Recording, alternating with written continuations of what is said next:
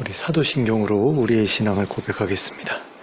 전능하사 천지를 만드신 하나님 아버지를 내가 믿사오며 그 외아들 우리 주 예수 그리스도를 믿사오니 이는 성령으로 잉태하사 동정녀 마리아에게 나시고 본디오 빌라도에게 고난을 받으사 십자가에 못 박혀 죽으시고 장사한 지 사흘 만에 죽은 자 가운데서 다시 살아나시며 하늘에 오르사 전능하신 하나님 우편에 앉아 계시다가 저리로서 산 자와 죽은 자를 심판하러 오시리라. 성령을 믿사오며 거룩한 공회와 성도가 서로 교통하는 것과 죄를 사하여 주시는 것과 몸이 다시 사는 것과 영원히 사는 것을 믿사옵나이다. 아멘. 찬송가 212장을 함께 찬송하겠습니다.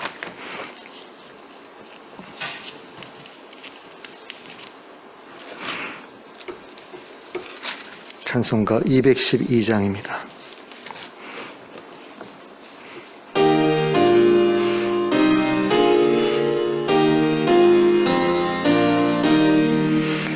겸손히 주를 섬길 때 괴로운 일이 많으나 구주여 내게 힘주사 잘 감당하게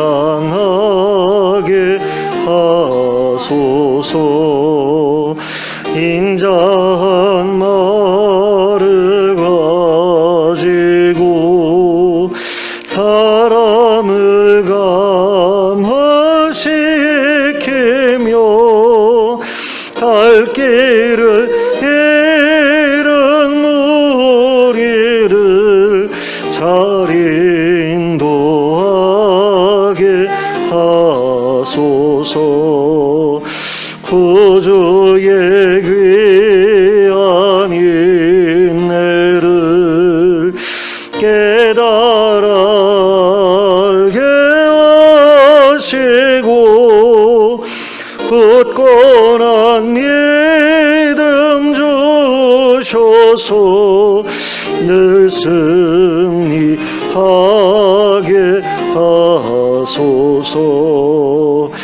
장래의 영광 비추사 소망이 되게 하시며 구주와 함께 살면서 참 평강 얻게 하소서. 아멘.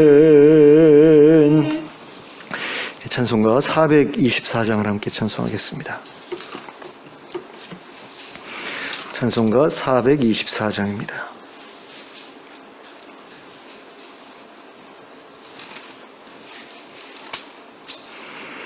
(424장) 찬송합니다.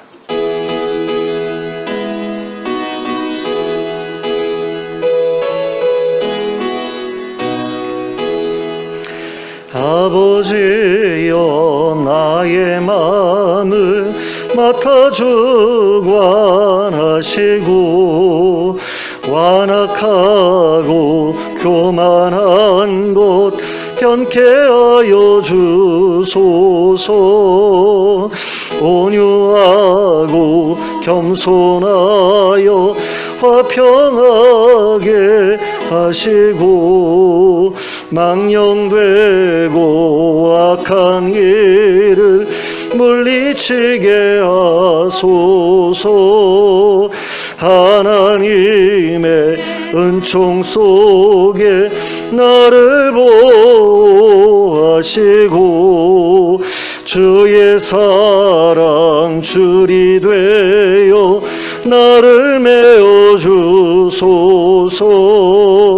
구세주의 흘린 피로 죄를 씻어 주시고 성령이여 하늘길로 나를 인도하소서.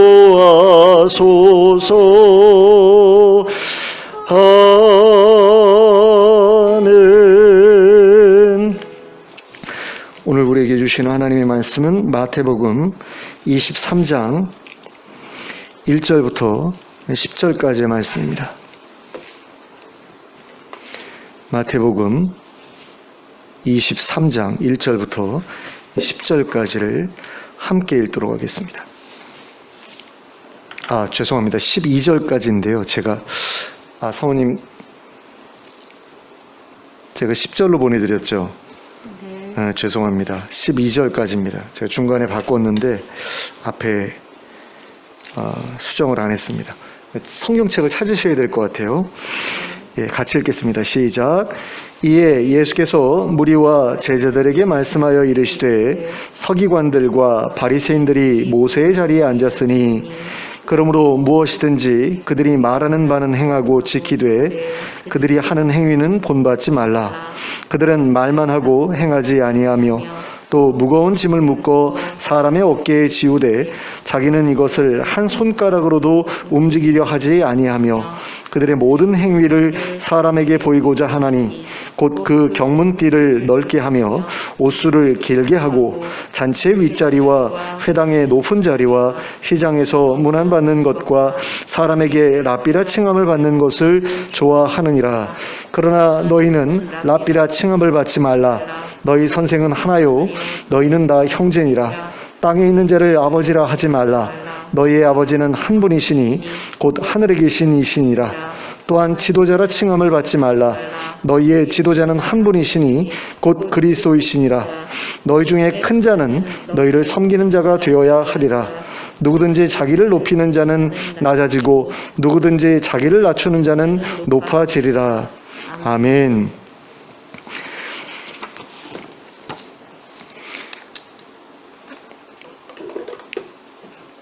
예수님께서 그리스도에 관한 질문을 던지신 이후로 바리새인들은 예수님께 더 이상 질문을 가지고 오지 않았습니다.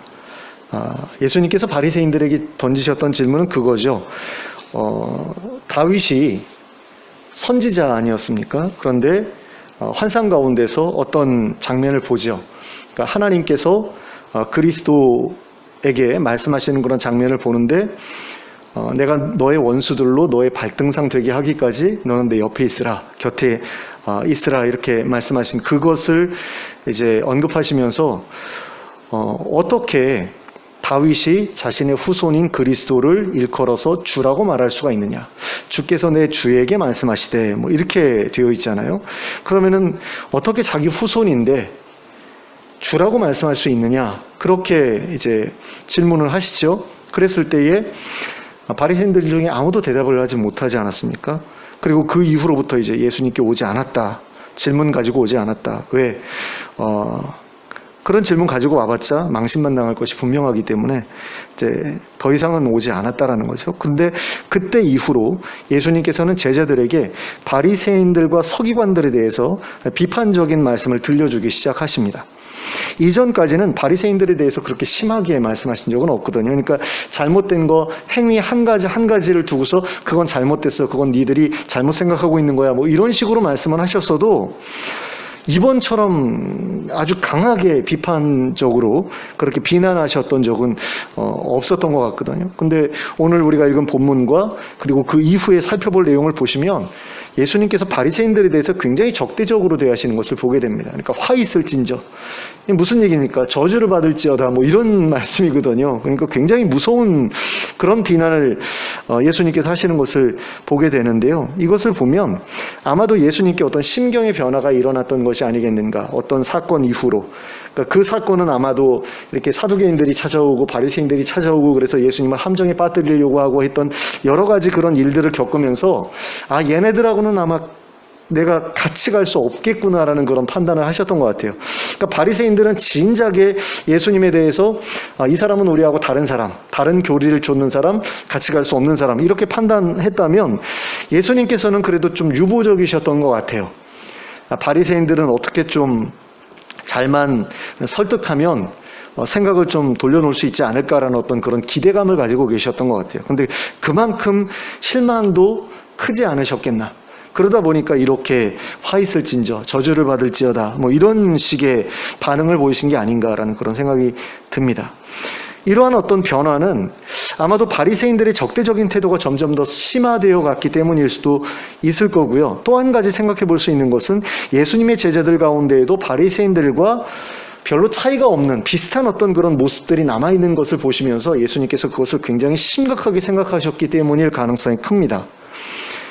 그러니까 얘네들이 바리새인들을 닮아가서는 안 되는데 너무 바리새인들하고 비슷한 모습을 포기하지 못하고 버리지 못하는 거예요. 근데 실제로 예수님의 제자들 가운데 바리새파 출신들이 분명히 있을 수 있거든요. 그러니까 야고보라든가 뭐 요한이라든가 아니면 베드로라든가 이런 사람들은 어쩌면 바리새파에 속한 그런 사람들이었을 가능성도 있다라는 그런 이야기를 학자들이 하는데요. 그렇기 때문에 그 어떤 그 몸에 새겨진 그 습성 이런 것들을 버리지 못하고 있어서 예수님께서 그것을 굉장히 경계하시기 위해서 이렇게 강하게 말씀하신 것일 수도 있다라는 겁니다.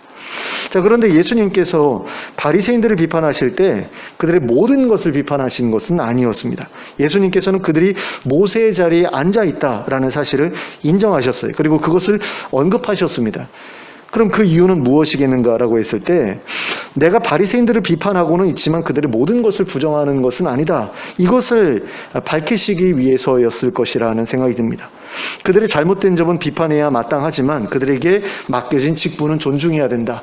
그들에게 주어진 직무는 우리가 존중해야 된다라는 것을 밝히기 위해서 그들이 모세의 자리에 앉았다라는 것을 언급하신 것이라 이렇게 볼 수 있다라는 겁니다. 예수님께서는 그들이 모세의 자리에 앉아있다는 그 사실을 언급하신 다음에 바로 그 이유 때문에 그들이 말하는 바는 무엇이든지 행하고 지켜야 된다 이렇게 말씀을 하셨습니다. 이건 굉장히 중요한 말씀인데요. 그들이 말하는 것은 무엇이든지 행하고 지켜야 된다. 무슨 얘기입니까? 율법 지켜야 된다라는 이야기거든요, 이게. 근데 한편으로 생각해 보아야 될 것이 무엇이냐면 예수님께서도 바리새인들이 말하는 것과 다르게 행동하신 적이 꽤 여러 번 있었다라는 거죠. 근데 당신은 그렇게 행하시면서 제자들한테는 그들이 말하는 것은 뭐든지 다 지켜야 된다, 행해야 된다 이렇게 말씀하시는 건 좀 이상하잖아요. 본인은 그러지 않으셨으면서 제자들한테는 그렇게 말한다? 이걸 어떻게 우리가 이해할 수 있을까라고 했을 때 이 충돌되는 부분을 이해하기 위해서는 해결하기 위해서는 예수님께서 앞에서 말씀하신 그 말씀에 우리가 좀 주목할 필요가 있습니다. 그러니까 그들이 모세의 자리에 앉았다라고 하신 말씀과 이 말씀이 서로 연결이 된다라는 점을 우리가 놓쳐서는 안 된다라는 거죠. 그러니까 제자들이 행하고 지켜야 될 일은 바로 모세의 자리에서 하는 말 로 제한되는 것이라는 겁니다. 그 외의 것은 해당되지 않는다라는 거죠. 그러니까 예수님께서 말씀하신 게 뭐냐? 바리새인들이 모세의 말을 할 때에는 그걸 우리가 뭐든지 다 받아들이고 행해야 된다, 지켜야 된다라는 거죠. 그런데 모세의 말이 아닌 다른 말을 하는 경우도 있잖아요. 바리새인들이. 어떤 말입니까? 장로들의 유전이죠. 장로들의 유전, 바리새인의 전통. 그거에 따라서 모세의 말과 다른 말을 할 때에는 그것에 대해서 우리가 따라갈 필요는 없다라는 거죠. 그걸 예수님께서는 행동으로 보여주셨죠. 하지만 바리새인들이 다른 말을 할 때 모세가 명령한 그 율법에 대해서 정확하게 이야기를 할 때는 그건 다 지켜야 된다라는 그런 이야기입니다. 예수님께서는 여기에서 제자들에게 율법을 지켜라, 율법을 잘 지켜라 라고 말씀하신 겁니다. 예수님의 제자들은 유대인이었기 때문에 율법을 지켜야 될 책임에서 자유롭지 않았죠. 그것은 그리스도를 따르는 자가 된 이후에도 마찬가지였습니다. 그리고 성령을 받은 이후에도 마찬가지였다라는 것을 우리가 기억할 필요가 있습니다. 유대인이라는 존재는요, 그리스도를 믿었다고 해가지고 율법으로부터 자유롭게 되는 존재가 아닙니다. 유대인은 그리스도를 믿은 후에도 여전히 율법을 지켜야 될 의무를 가지고 있어요. 그게 그들의 민족에게 하나님께서 주신 명령이기 때문에 그렇습니다. 그런 점에서 우리 이방인 출신의 그리스도인들은 좀 더 자유로운 부분이 있죠. 그러니까 지금도 유대인들이 있잖아요. 지금도 유대인들이 있는데 그 사람들이 예수를 믿으면 그들이 율법을 안 지켜도 되느냐? 그렇진 않다라는 거죠. 그 사람들은 여전히 율법을 지켜야 돼요.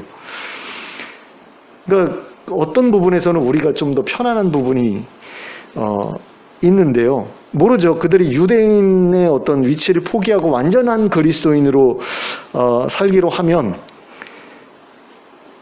유대인이라는 어떤 그런 신분을 버린다면 또 모르는 일이죠. 근데 내가 아브라함의 후손으로서 그리스도, 예수 그리스도를 쫓는다라는 어떤 그런 영광스러운 그 타이틀을 포기하지 않기를 원한다면 이 사람들은 여전히 율법을 지켜야 마땅한 그런 위치에 있는 사람들이라고 할 수 있습니다. 자, 그런데 바리새인들은 율법에 정통한 그런 사람들이었음에도 불구하고, 그리고 율법을 가르치는 일을 하던 사람들이었음에도 불구하고 율법을 지키지 않을 때가 많았다라고 지금 예수님 말씀하신 거거든요. 그들이 하는 행위는 본받지 말라고 하셨잖아요. 무슨 얘기냐면 그 사람들이 율법을 제대로 지키지 않았다라는 이야기거든요. 근데 어떻게 율법을 가르치는 자, 율법에 정통한 자, 율법을 가르치는 자들이 율법을 지키지 않을 수가 있었을까요? 어떻게 율법을 지키지 않으면서 그 바리새인들은 사람들로부터 존경을 받을 수가 있었을까요? 존경받고 있었잖아요, 실제로. 또 어떻게 그들은 사람들의 신망을 잃지 않을 수 있었을까요? 그렇게 엉터리였는데, 가짜였는데 말하자면. 그것은 그들이 하나님의 율법을 어기되 아주 교묘하게 어겼기 때문입니다.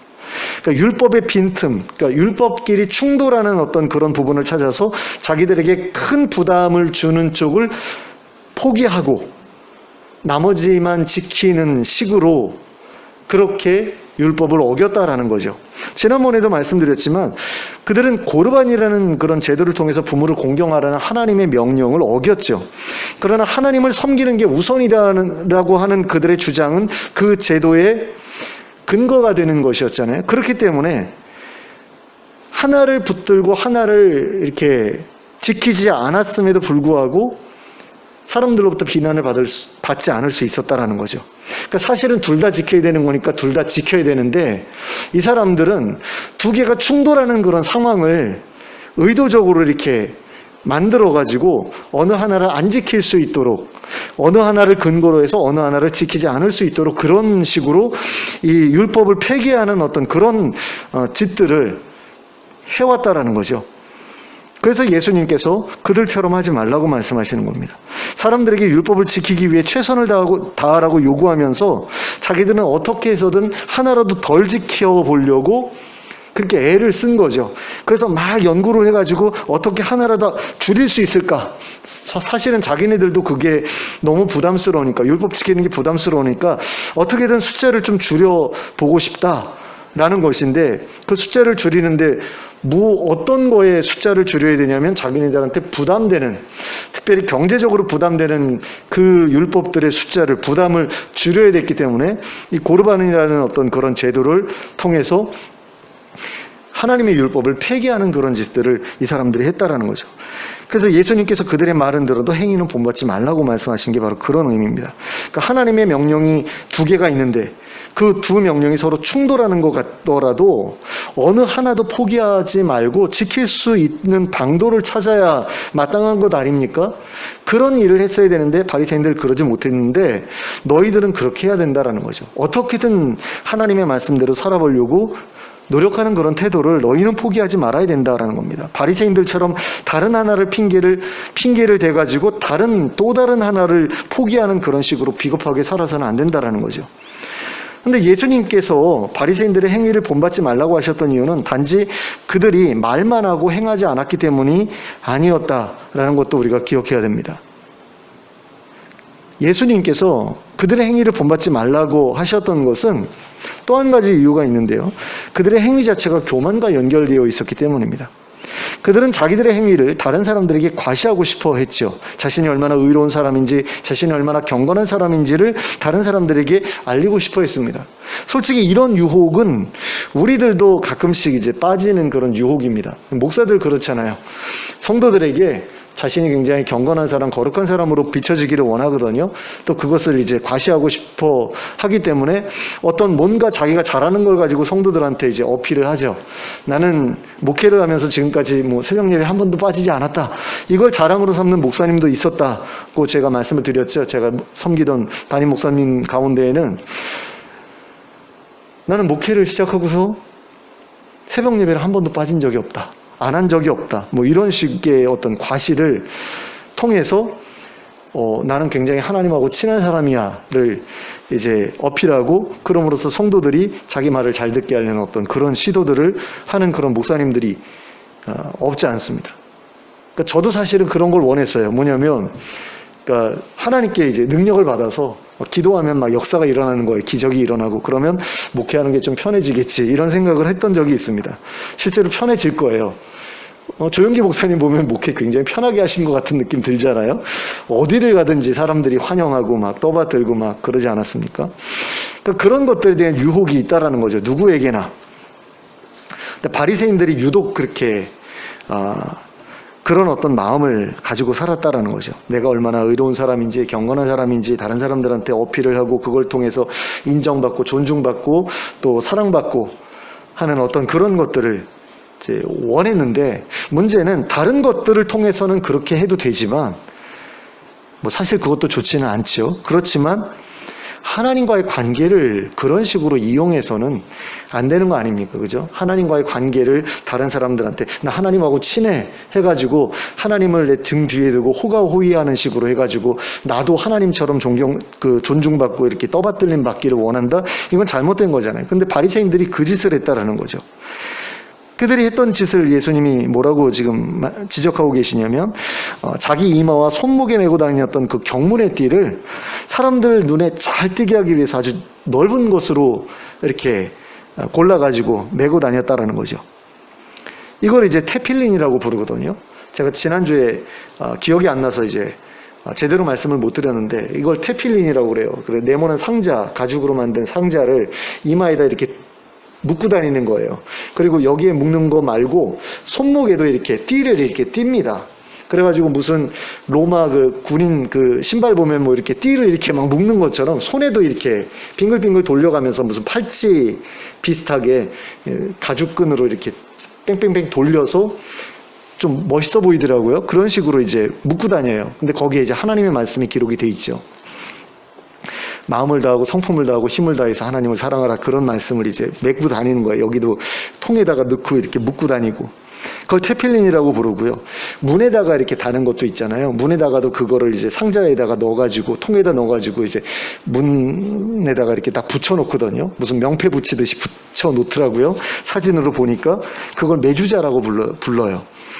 그러니까 그런 것들을 하는데, 사실 그 묶고 다니는 거 그렇게 굵은 걸로 할 필요 없잖아요. 얇은 걸로, 가느다란 걸로 해도 되는데, 그러니까 눈에 잘 띄는 색깔에, 눈에 잘 띄는 그 굵기로 해가지고 이렇게 감고 다녔다라는 거죠. 다른 사람들보다 더 유독.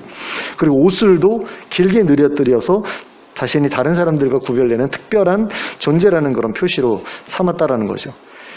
그러니까 목사님들이 이제 다른 사람들하고 구별되는 옷을 입고 다니잖아요. 그런 분들이 있잖아요. 그러니까 검은색 양복, 뭐 이거 정도는 그냥 애교로 그냥 뭐 직장인들하고 비슷하니까 그냥 그렇게 볼 수 있는데, 참 재밌는 게요. 옛날에는 꼭 목사님들은 그 검은 양복에 꼭 흰 양말을 신고 다니셨어요. 제가 알기로는 그래요. 제가 듣기로는 그렇게 들었어요. 그러니까 일반 회사원들은 색깔 양말을 신는데 목사님들은 꼭 흰 양말을 신었다고 제가 들었거든요. 그거 맞아요, 권사님? 모르시는 거예요? 아니면 아니에요?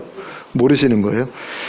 제가 처음 사역 나갔을 때 그 교회 목사님은 꼭 검은 양복에 흰 양말을 신고 다니셨어요. 근데 그러니까 세월이 흐르면서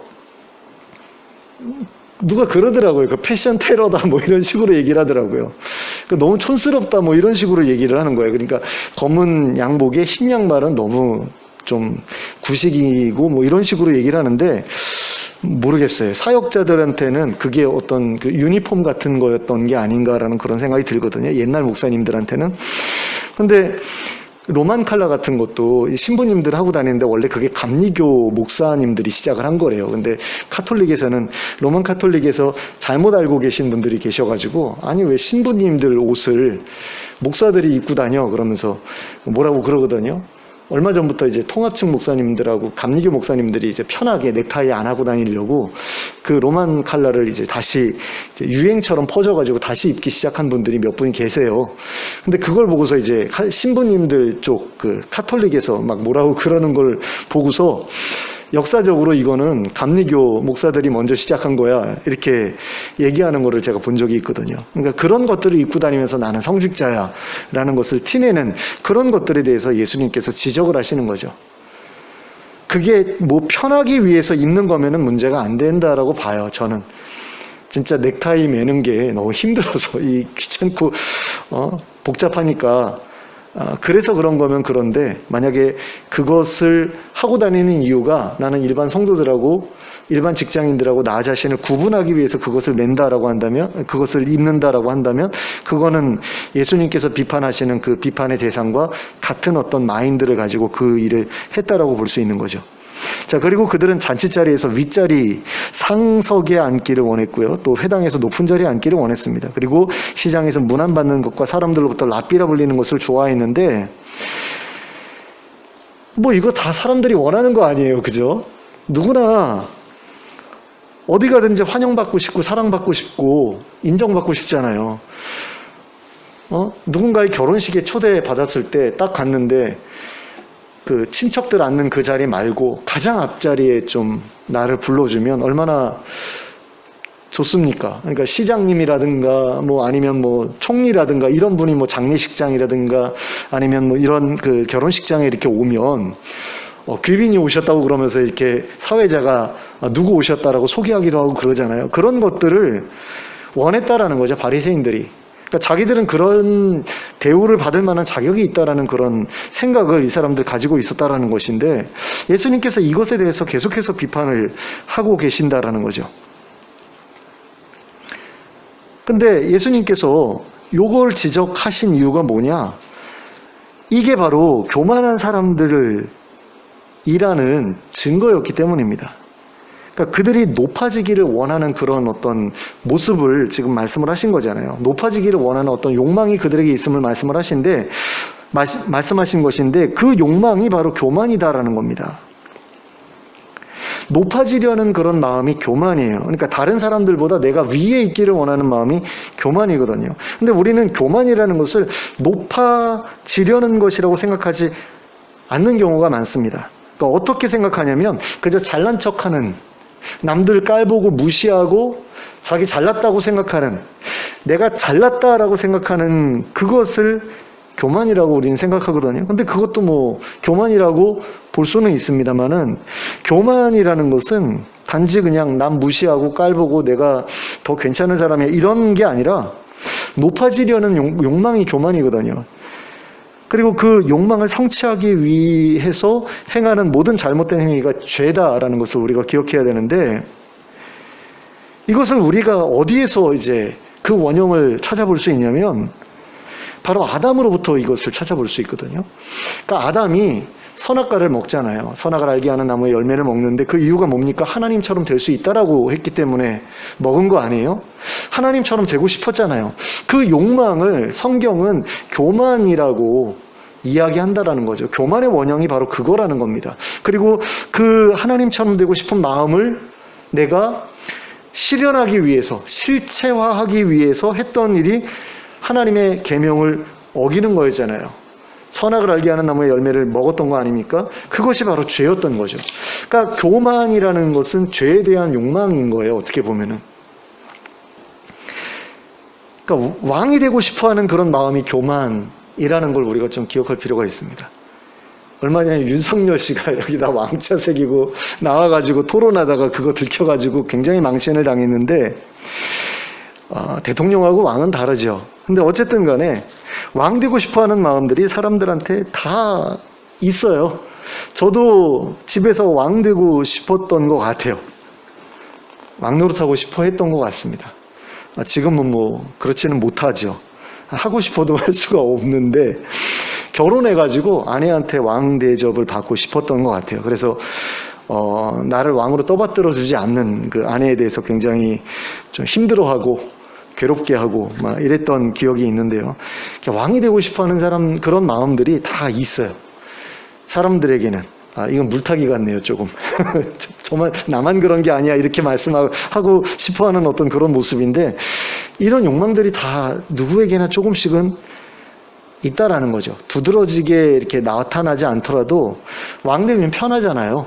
왕 되면 많은 것을 누릴 수 있지 않습니까? 그러니까 왕 되고 싶어 하는 것은 어떤 면에서는 본능인데요. 그런 게 다 누구한테 있다라는 거죠. 또 다른 사람들 위에 서고 싶어 하는 그런 마음들이 다 누구한테나 조금씩은 있는 것 같고요. 근데 이게 교만이라는 겁니다. 그리고 왕이 되기 위해서, 그리고 다른 사람들 위에 서기 위해서 행하는 잘못된 행동들이 바로 죄라는 겁니다. 근데 바리새인들이 가지고 있었던 그 욕망이 바로 교만이었기 때문에 예수님께서 그들을 책망하신 거죠. 그리고 그들의 행동을 지적하신 겁니다. 솔직히 한번 생각해 보세요. 바리새인들이 이렇게 잔치자리에서 상석 앉고 싶어 하는 게 뭐 그렇게 큰 문제예요, 사실? 열심히 노력해가지고 내가 높은 지위에 앉아가지고, 그런데 갔을 때마다 대접받는 거, 이거 잘못이라고 생각하세요? 어떻게 생각하세요? 이걸 한번 생각해 보자고요. 백화점에 가요. 백화점에 갔는데 다른 사람들하고 다른 대우를 받고 싶어요. 어떻게 해야 되죠? 많은 물건을 사야죠. 그죠? VVVIP가 되면 그런 거 있잖아요. 다른 사람들 다 집에 가고 뭐라고 그러죠? 매장 문을 닫은 다음에 그 사람들만 와가지고 이렇게 돌아다니면서 쇼핑할 수 있게 해주는 그런 게 있다고 그러더라고요. 그런 VVVIP들한테는 그런 특별한 어떤 그런 기회를 준대요. 그래서 사람들하고 부딪히지 않고 그냥 일반인들하고 부딪히지 않고 자기같이 이렇게 돈 많은 사람들끼리만 이렇게 쇼핑할 수 있는 그런 어떤 그런 시간을 따로 정해가지고 이렇게 쇼핑할 수 있게 해주는 어떤 그런 것들이 있다고. 그리고 차도 뭐 픽업해가지고 와서 쇼핑하게 한 다음에 모시고 가서 뭐 그런 것까지도 부탁할 수 있는 어떤 그런 특권을 누릴 수 있는 그런 사람이 되려면 어떻게 해야 됩니까? 열심히 노력해서 부자가 돼서 펑펑 쓰면 되죠. 그러면 내가 부자가 되려고 열심히 회사를 운영을 하고 돈을 많이 버는 게 죄인가요? 죄 아니라고 생각하잖아요, 우리는. 열심히 노력해서 돈 많이 벌면 그거 죄 아니라고 생각하잖아요. 근데 예수님께서 지금 말씀하신 것이 그런 부분하고 같은 부분이라는 걸 우리가 생각할 필요가 있다는 겁니다.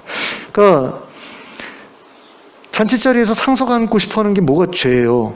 회당에서 높은 자리에 앉고 싶어하는 게 뭐가 죄입니까?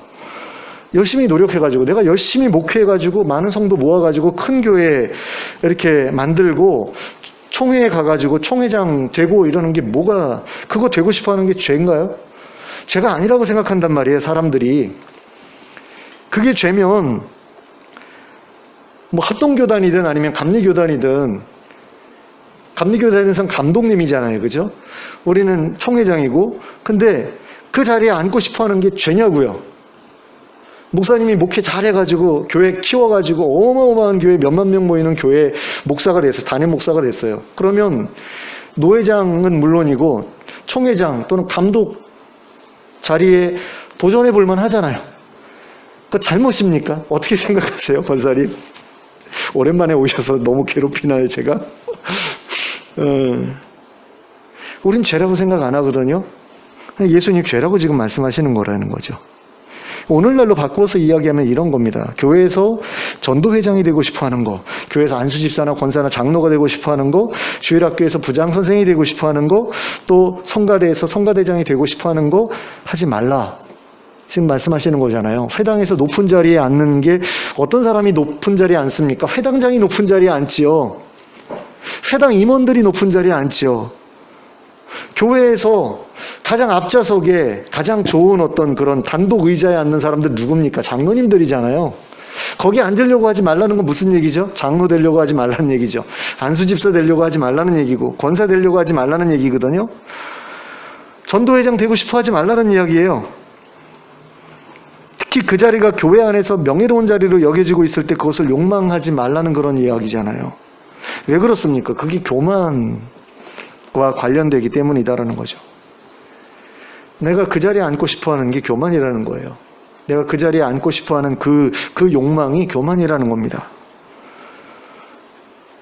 그 장로 되고 싶어하는 거, 권사 되고 싶어하는 거, 안수집사 되고 싶어하는 거 교만이고, 전도회장 되고 싶어하는 거, 뭐 성가대장 되고 싶어하는 거, 부장선생 되고 싶어하는 거 교만이라는 겁니다. 그럼 그 자리에 앉은 사람들은 다 나쁜 놈들인가요? 아니죠.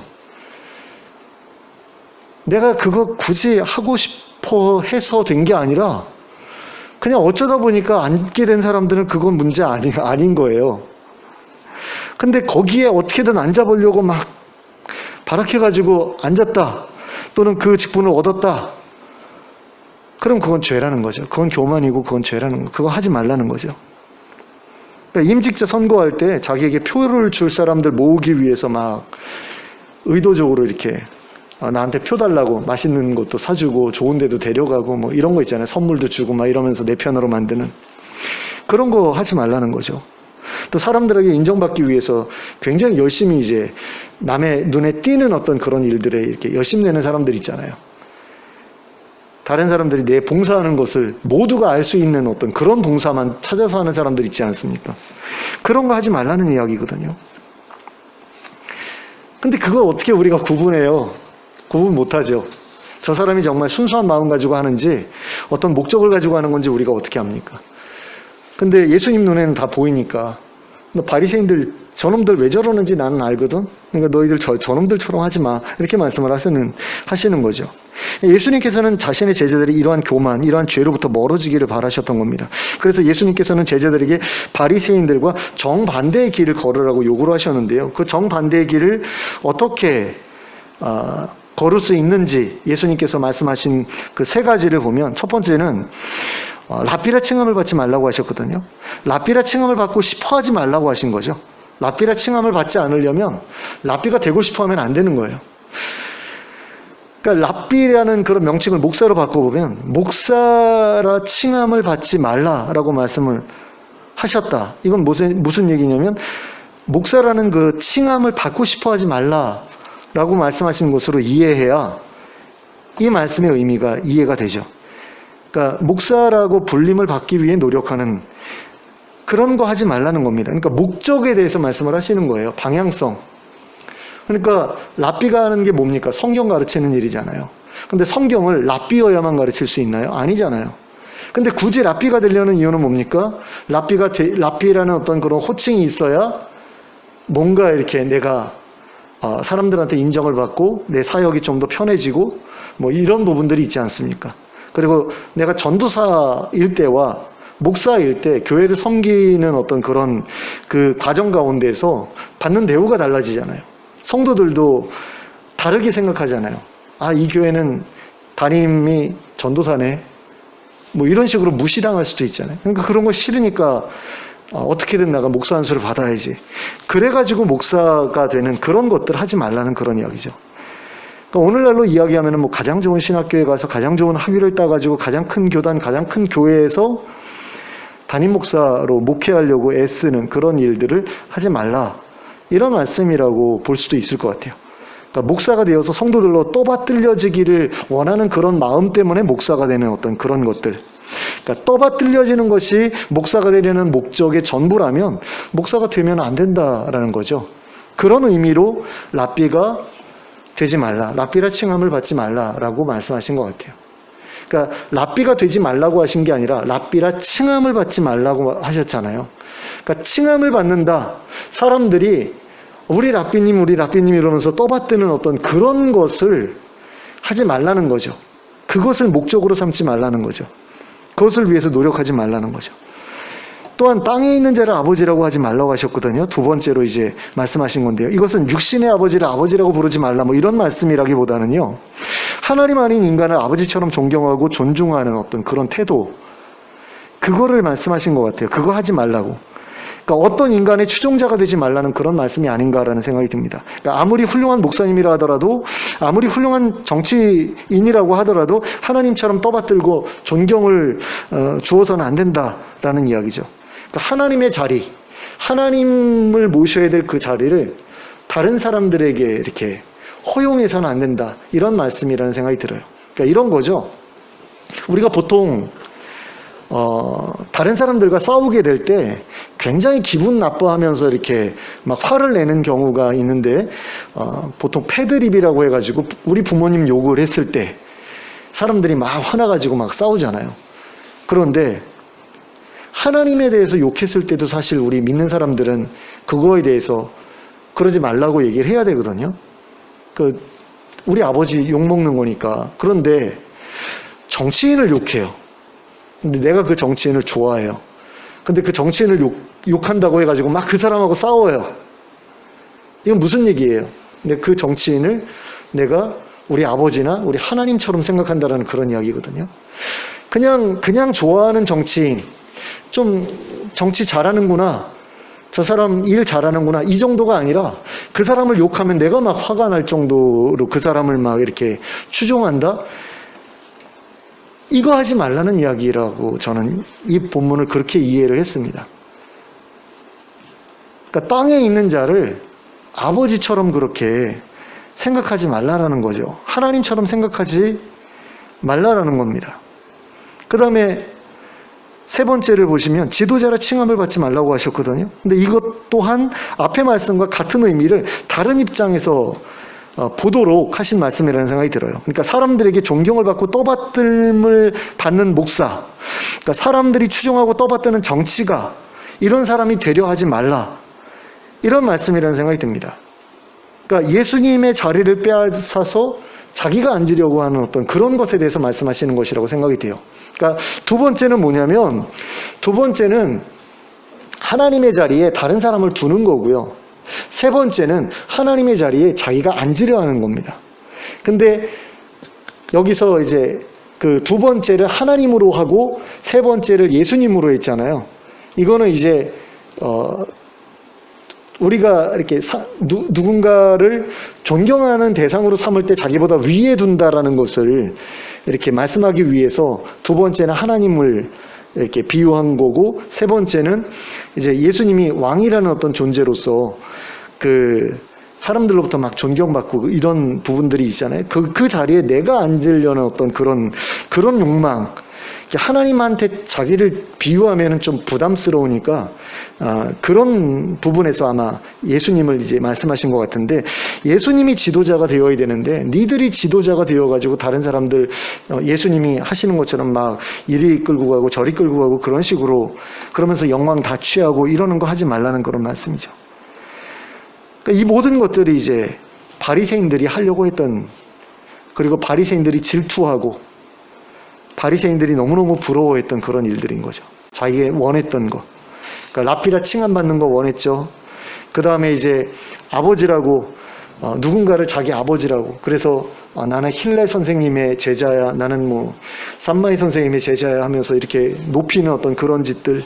그 다음에 자기도 그렇게 유명한 랍비가 되어가지고 사람들로부터 인정받기를 원하는 그런 모습들. 그런 것들이 바리새인들의 모습이었는데 예수님의 제자들은 그러지 않아야 된다라고 말씀을 하신 겁니다. 그러면 이렇게 안 하기 위해서 그러면 뭘 대안으로 삼아야 되느냐? 그러니까 하지 말라라는 그것만 하시면은 안 되잖아요. 이거 하지 말고 저거 해라라고 했을 때 그 저거 하라는 그 말씀이 바로 11절하고 12절이거든요. 근데 이걸 사실은 따로 떼서 보려고 했는데 맥락상 이것을 따로 떼게 되면 오늘 말씀의 결론이 제대로 마무리가 안 되기 때문에 제가 이 11절과 12절을 오늘 본문에다가 같이 붙였는데요. 이 11절과 12절 말씀을 다시 한번 이제 읽어드리도록 하겠습니다. 제가 읽겠습니다. 너희 중에 큰 자는 너희를 섬기는 자가 되어야 하리라. 누구든지 자기를 높이는 자는 낮아지고 누구든지 자기를 낮추는 자는 높아지리라. 자, 예수님께서는 제자들에게 바리새인들과 다르게 살기 위해서 어떻게 하라고 하셨냐면 섬기는 자가 되어야 한다라고 하셨습니다. 섬기라고 하신 거죠. 그러면 큰 자가 될 거라고 하셨어요. 그러니까 자기를 높이지 말고 자기를 낮추라고 하셨습니다. 그러면 높아지게 될 거라고 하셨어요. 그러니까 섬기면, 낮추고 섬기면 높아지고 커지고 한다라는 거죠. 그러니까 높아지고 커지는 것을 목적으로 삼지 않아도 내가 해야 될 일을 하면 높아지고 커진다라는 거예요. 이건 완전히 다른 길이죠. 우리가 도달하는 목적지는 같을 수 있어요. 이렇게 해서 왕이 될 수도 있고 이렇게 해서도 왕이 될 수 있는 겁니다. 그러니까 사울처럼 해서 왕이 되는 경우도 충분히 가능하죠. 다윗처럼 해서 왕이 되는 경우도 충분히 가능하죠. 근데 둘 다 왕이 될 수 있는 길인데 어느 쪽을 택할 거냐라고 했을 때 다윗 쪽을 택해라라는 거죠. 다윗이 왕 되려고 그렇게 발버둥 치지 않았거든요, 이 사람은. 왕이 되기 위해서 사울을 어떻게든 죽이고, 사울을 그냥 놔두면, 내가 아닌 요나단이 왕이 되거나 그럴 텐데, 내가 왕이 되려면 사울을 죽여야 되겠네? 그래가지고 사울 죽이고, 요나단 죽이고, 이게 어떻게 보면은 정상적인 그 왕권 투쟁의 방식이잖아요, 대부분. 근데 다윗은 그러지 않았거든요. 근데 압살롬을 한번 보세요. 압살롬은 자기가 왕 되려고 자기 아버지 죽이려고 하잖아요. 그러니까 그런 식으로 한 이유가 뭡니까? 왕이 되는 게 압살롬에게는 목적이었던 거죠. 근데 다윗에게는 왕이 되는 게 목적이 아니었어요. 그냥 어찌어찌 하다 보니까 그냥 된 거예요. 그죠? 하나님께서 내가 너를 왕으로 삼을 거야 라고 하셨고, 하나님께서 다 해가지고 어쩌다 보니까 자기가 왕이 된 거지, 자기가 왕 되려고 목적을 삼은 적이 한 번도 없었다라는 거죠.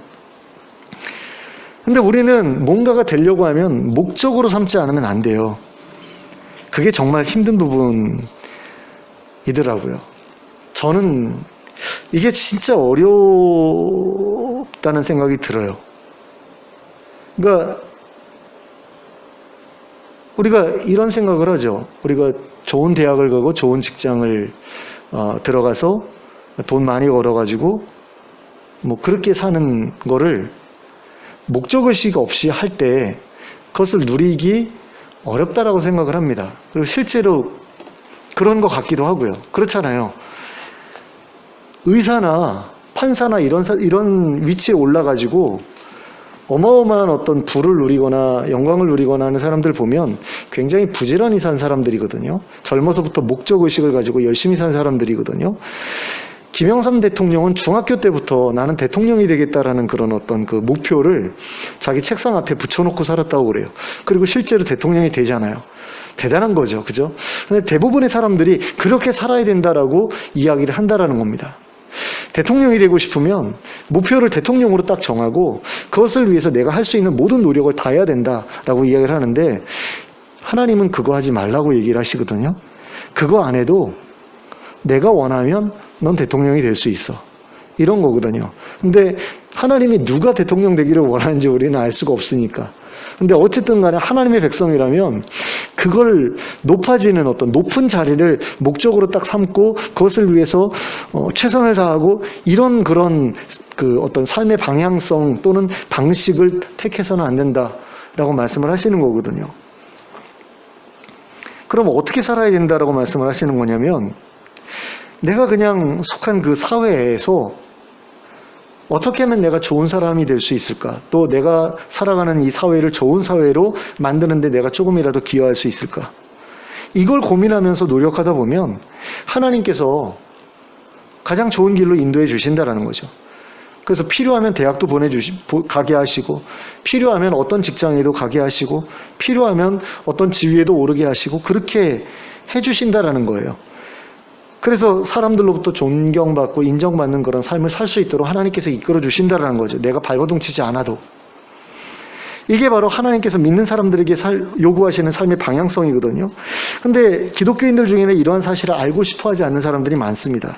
그리고 알게 되더라도 애써 부인하는 사람들이 꽤나 많아요.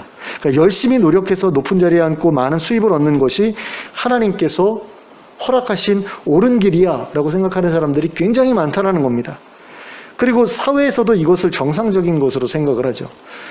높은 목표를 딱, 그래서 호랑이를 그리려고 해야 고양이라도 그리는 것 아니겠어. 그래서 원대한 목표를 딱, 꿈을 가지고 막 노력해가지고 내가 최선을 다해가지고 그 자리에 올라가서 앉는 거, 이게 성공적인 인생이라고 우리는 생각을 한단 말이에요.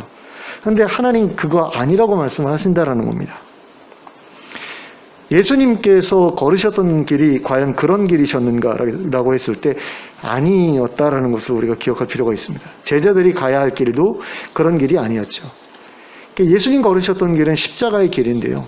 십자가의 길이라는 것은 무엇이냐? 하나님 나라, 천국을 이 땅에 구현하기 위해서 자신을 희생하는 길이 십자가의 길이거든요. 스스로 낮아지고 가난해져서라도 다른 사람들을 구원하고 그들과 함께 살아가는, 더불어 살아가는, 함께 행복하게 살아가는 그런 세상을 만들고자 노력하는 길이 바로 십자가의 길입니다.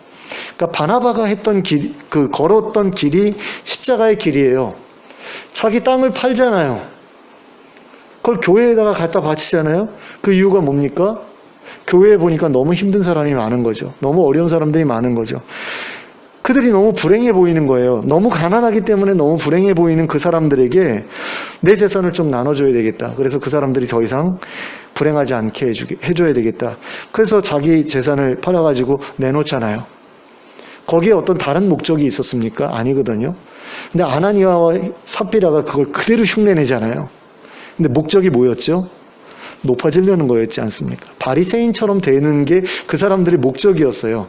사람들로부터 인정받고 존경받고 사랑받고 하는 거를 그걸 통해서 하고 싶어 했던 거죠. 그것도 거짓말로. 전부가 아닌데 뭐 절반도 안 되는 또는 절반 정도 갖다 바치면서 이게 우리 전 재산입니다. 그래가지고 사람들이 우와 전 재산을 바쳤어 막 이런 그런 반응을 보고 싶어가지고 한 거잖아요. 그러니까 이게 바리새인의 모습이라는 거죠. 아나니아와 삽비라가 걸었던 길이 바리새인의 길이었다라는 겁니다. 바나바가 걸었던 길이 십자가의 길이었다라는 거고요. 그래서 우리는 바나바와 같은 길을 걸어야 되거든요. 하나님의 자녀이기 때문에, 예수님의 제자이기 때문에, 하나님 나라의 백성이기 때문에 그 길을 걸어야 되는데 이거 힘든 일이라는 겁니다. 내 재산을 팔아가지고 교회를 믿을 수가 없어요. 그러면 내가 직접 가난한 사람들 도와줄 수 있죠. 근데 그렇게 도와주는 거 쉽지 않은 게 왜 쉽지 않습니까? 내 자식들 줘야 되잖아요. 그죠? 자식들 줘야죠. 그리고 내 노년도 생각해야 되죠. 그리고 지금보다 가난해질 거 아니에요. 지금 풀어가지고 내가 집 2채인데 집 1채 팔아가지고 가난한 사람들 나눠주면 나는 집 1채밖에 없는 사람이 되잖아요. 그럼 집 2채 가지고 있는 사람들끼리 이렇게 어울리던 그 자리에 내가 못 가게 되지 않습니까? 백화점 VVIP로 더 이상 못 살게 되잖아요. 내 재산을 그렇게 다 나눠주고 검소하게 살게 되면 더 이상 예전의 대우를 못 누리잖아요. 쉬운 게 아니죠. 그래서 부자 청년한테 네 재산 팔아가지고 가난한 사람들 나눠주고 나를 쫓아라 그랬더니 못했잖아요. 오히려 그런 삶을 동경하지 않습니까? 그 부자 청년과 같은 삶을. 나도 VVIP가 되어가지고 백화점에서 단독 쇼핑, 백화점 전체를 전세 내고서 나 혼자 쇼핑하는 그거 해보고 싶어. 그러면서 노력하잖아요. 다들 그걸 위해서 목표로 노력하지 않습니까? 그걸 목표로 로또를 사고, 그걸 목표로 주식을 하고, 그걸 목표로 부동산을 하고, 그걸 목표로 사업을 하고. 근데 다른 건 몰라도 사업하는 건 정상적인 일이니까 그건 해도 돼라고 생각하잖아요. 근데 그것조차도 아니다라고 말씀하시는데 그거를 사람들은 기독교인들이 그걸 못 받아들인다라는 거죠. 왜냐하면 그렇게 살고 싶지 않기 때문에. 설마 하나님이 나한테 그런 삶을 원하시겠어? 라고 그렇게 생각하기 때문에. 근데 예수님 그런 삶을 원하셔 라고 얘기하는데도 말씀하시는데도 그거 듣고 싶지 않은 거죠. 대부분의 기독교인들이 바리새인들의 길을 따르고 싶어 합니다. 제자들도 그랬습니다. 그들은 유명한 랍비가 되고 싶어 했죠. 예수님 따라다니다 보면 나도 예수님처럼 유명한 랍비 되지 않을까. 그래서 예수님 따라다녔던 거 아닙니까? 또한 고위 공무원 되고 싶어 했잖아요. 예수님께서 왕이 되시면 우리를 예수님 좌우편에 앉게 해주십시오. 이거 무슨 얘기입니까? 국무총리, 경제부총리 이런 거 시켜달라는 그런 이야기죠. 옛날에는 영의정, 좌의정, 우의정 이거 얘기했는데 이제는 아니잖아요. 이제는 부총리 또는 총리, 책임총리 되게 해주십시오. 또는 대통령이 되게 해주십시오. 이런 어떤 그런 목적을 가지고 살았다라는 거죠. 야고보, 요한, 베드로 이런 사람들마저도. 많은 목사들이 유명한 목사 되고 싶어 하잖아요. 큰 교회 목사. 그리고 많은 성도들이 고위 공무원이나 대기업의 고위직에 오르고 싶어 하죠. 다 자기 자식들, 자기는 실패했다면 자기 자식들이라도 회사에서 중역됐으면 원하잖아요.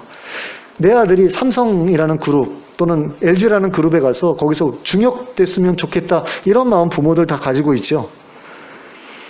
또 교회에서는 임직자가 되어가지고 영광 누리고 싶어 하잖아요. 장로 되고 싶어 하고 안수 집사 되고 싶어하고 권사 되고 싶어. 근데 이게 바리새인들이 원했던 것이고 바리새인들이 가장 잘했던 것이고 바리새인들이 실제로 누렸던 것이다라는 거죠. 그리고 오늘날 기독교인들이 원하는 것이고 또 노력하는 것이고 추구하는 것이고 그리고 많은 기독교인들이 누리고 있는 것이 바로 이거 아닙니까? 바리새인들하고 예수님의 제자들하고 뭐가 다르죠? 기독교인들하고 뭐가 다르죠?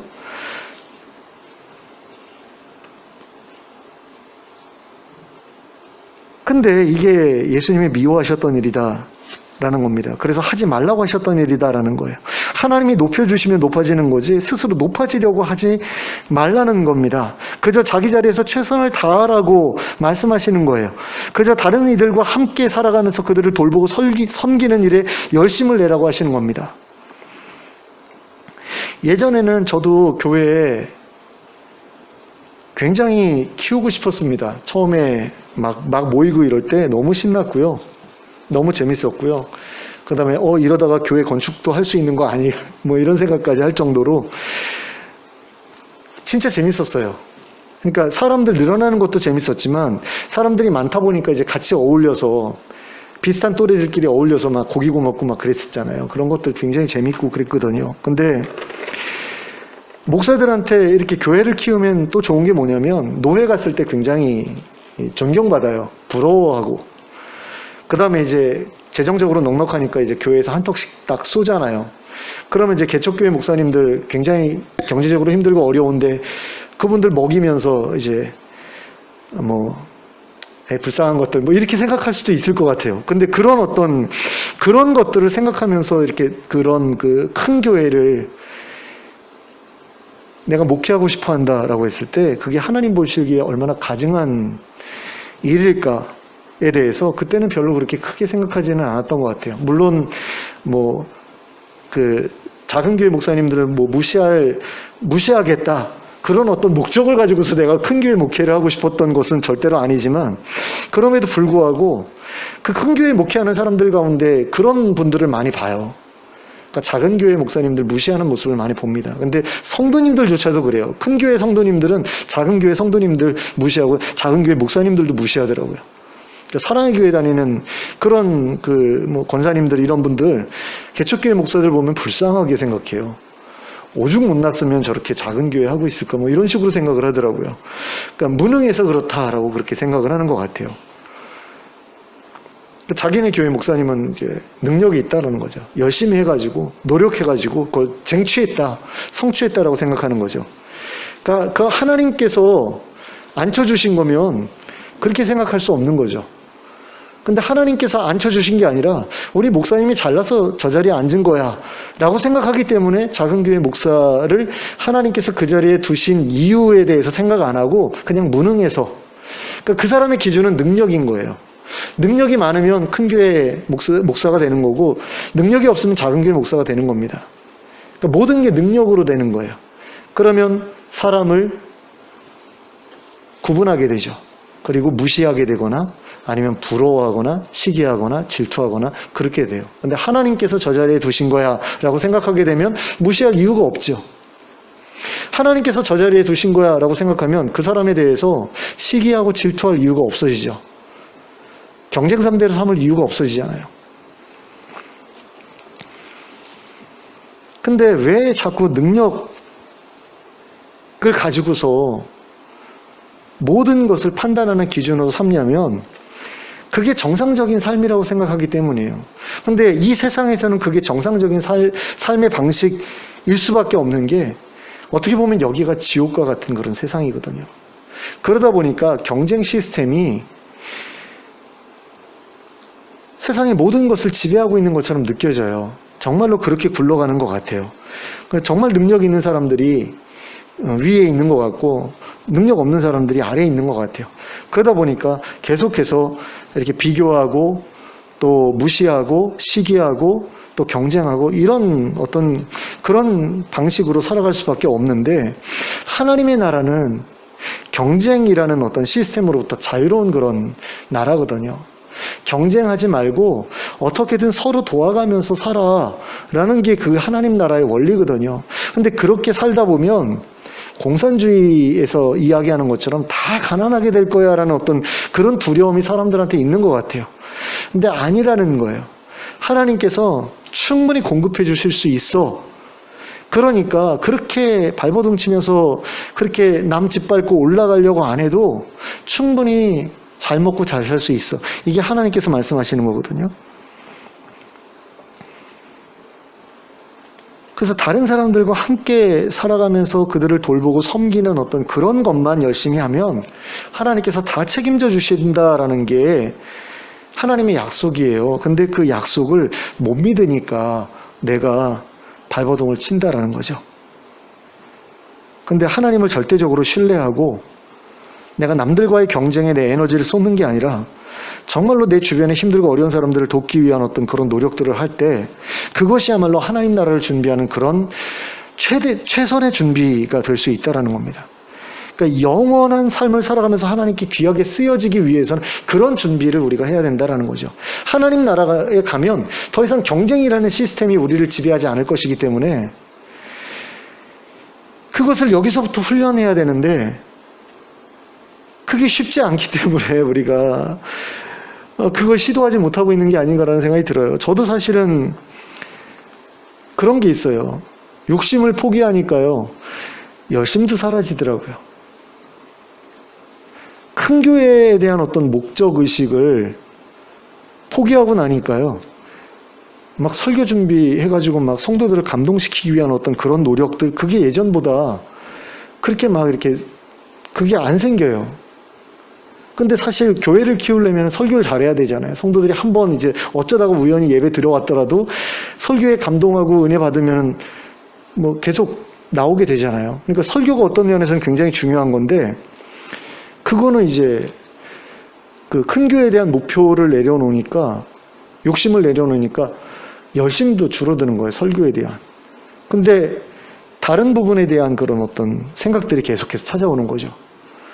그러니까 힘들고 어려운 사람들을 도와야 되겠다. 우리 교회 안에 있는 힘들고 어려운 사람들 누구지? 어떻게 도와야 되지? 이걸 생각하다 보니까 그쪽으로는 조금씩 이렇게 마음이 열리고 손이 가고 계속해서 어떤 식으로 도와야 될까를 생각하게 되는 어떤 그런 변화가 일어나더라고요. 근데 문제는 뭐냐면 이렇게 되면 큰 교회는 이제 물 건너 관계 돼 버리는 거예요. 근데 세상 사람들은 볼 때 저 사람은 실패자 이렇게 생각할 수밖에 없는 거죠. 그러니까 이쪽에서 이쪽으로 가는 게 굉장히 어려운 일이에요. 그러다 보니까 사람들이 그 편을 택하지 않습니다. 근데 그게 좁은 문이라는 생각이 점점 시간이 흐를수록 들어요. 그리고 그 좁은 문을 통과한 사람들이 정말 적구나라는 사실도 점점 깨닫게 됩니다.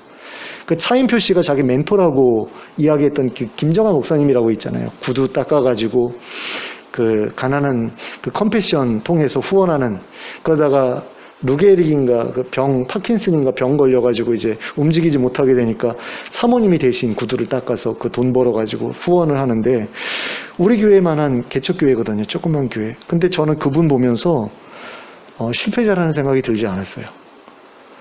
야, 하나님 앞에서는 저분보다 훌륭한 목사님은 우리나라에 몇 분 안 계시겠구나, 이런 생각이 들더라고요. 제 방향성이 그렇게 바뀌었거든요. 예수님께서 그걸 제자들한테 지금 말씀하신다라는 생각이 들어요. 제자들한테 너희도 그런 목회를 해라, 이렇게 말씀하시는 것 같다는 생각이 들거든요. 근데 이걸 목사는 그렇게 받아들인다 치고 성도들은 과연 어떻게 받아들여야 될까? 그건 아마 개인적으로 한번 고민해 보실 필요가 있을 것 같아요. 우리 권사님은 어떻게 해야 예수님이 말씀하신 것처럼 높아지는 게 아니라 낮아지고 섬기는 그런 일을 내가 선택해서 걸어갈 수 있을까에 대해서 한번 고민해 보셨으면 좋겠습니다. 그 숙제 한 가지를 받아가시는 것만으로도 오늘 예배는 성공하신 거라는 생각이 들고요. 그래서 우리 권사님이나 저희나 그런 어떤 잘못된 욕망, 경쟁에 대한 욕망, 성공에 대한 욕망에서 좀 벗어날 수 있었으면 좋겠고, 그래서 예수님의 뒤를 따라서 그 십자가의 길, 성육신의 길, 겸손의 길을 계속 걸어가는 가운데 하나님의 인정과 칭찬을 받아 누리는 저희 모두가 될 수 있기를 예수 그리스도의 이름으로 축원합니다. 기도하겠습니다. 사랑의 하나님 아버지, 바리새인의 길이 아니라 예수님께서 걸으신 그 길을 우리가 따라갈 수 있기를 원합니다. 하나님 높아지려고 발버둥치는 것이 아니라 주변에 힘들고 어려운 사람들을 돕기 위해서 낮은 자리로 내려가는 그런 저희들이 될 수 있기를 원합니다. 그래서 진정으로 하나님 나라에 합당한 자로 인정받고 칭찬받는 저희들이 될 수 있도록 인도하여 주시옵소서. 예수님의 이름으로 기도하였습니다. 아멘. 찬송가 465장 찬송하겠습니다.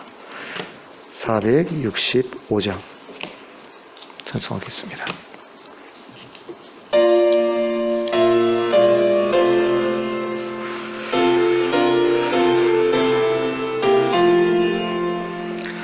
주 믿는 남 위해 진실하고 날 보는 자 위해서 정결코 담대하여 이 세상 환난 중에 나 용감히 늘 승리하리라. 나 용감히 늘 승리하리라. 저 원수도 내 참된 친구 삼고 남 주면서 행한 일 잊으리. 연약한 나 늘 온유 겸손하여 늘 섬기며 기쁘게 살리라. 늘 섬기며 기쁘게 살리라. 늘 바빠도 나 힘써 기도하며 주와 함께 늘 교제하리라. 주 가신 길 그 발자취를 따라 믿음으로 늘 살게 하소서. 믿음으로 늘 살게 하소서.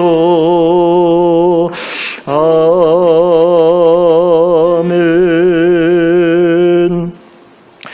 주님 가르쳐 주신 기도로 예배를 마치겠습니다. 하늘에 계신 우리 아버지여, 이름이 거룩히 여김을 받으시오며 나라에 임하옵시며 뜻이 하늘에서 이룬 것 같이 땅에서도 이루어지이다. 오늘날 우리에게 일용할 양식을 주옵시고 우리가 우리에게 죄 지은 죄를 사하여 준 것 같이 우리의 죄를 사하여 주옵시고 우리를 시험에 들게 하지 마옵시고 다만 악에서 구하옵소서. 대개 나라와 권세와 영광이 아버지께 영원히 있사옵나이다. 아멘.